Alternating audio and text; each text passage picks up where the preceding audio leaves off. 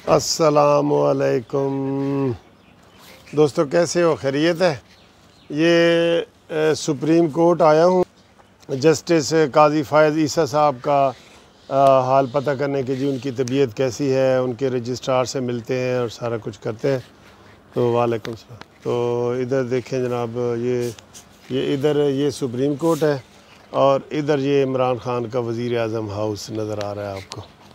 आ रहा है नज़र? वो देखें, ये वज़ीर आज़म हाउस है और ये हमारी पार्किंग का एरिया है। ये सारा।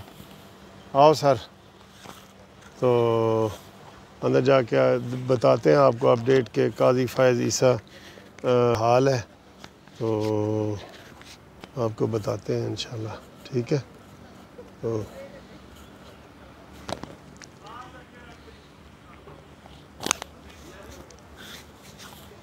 ये पार्किंग है हमारी सुप्रीम कोर्ट की।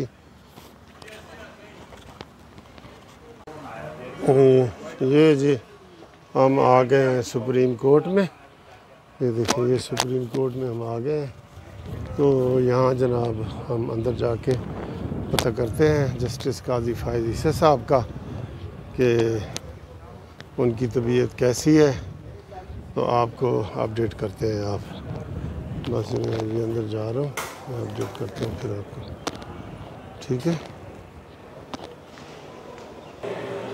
ये हम अंदर ही आ गए हैं सुप्रीम कोर्ट के। तो पता करते हैं, आपको लेटेस्ट बताते हैं जनाब। हम बिल्कुल फिक्र ना करें। तो ये जी हमने पता किया है काजी फ़ायज़ ईसा साहब के। इधर हम इस वक्त भी सुप्रीम कोर्ट के अंदर ही बैठे हैं और उनका अल्हम्दुलिल्लाह ये रिपोर्ट आ रही हैं कि उनकी तबीयत जो है कल से बेहतर है। हस्पताल में है लेकिन कल से बेहतर है। तो मुझे काफ़ी लोग कह रहे थे कि सर जी उनकी अपडेट हमें बताएं।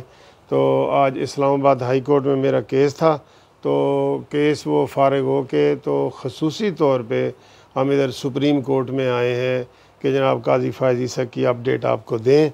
तो आप उनके लिए दुआ जारी रखें, अल्लाह ताला उनको सेहत दे। वो पाकिस्तान का असासा है और काफ़ी लोगों की उम्मीद है वो, अल्लाह ताला के फ़ज़ल से।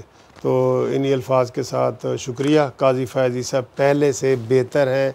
अभी वेंटिलेटर पे हैं, अभी हस्पताल में हैं, लेकिन पहले से 1-2% बेहतर है, ये आपको बता रहे हैं। ठीक है जी, खुदा हाफिज़।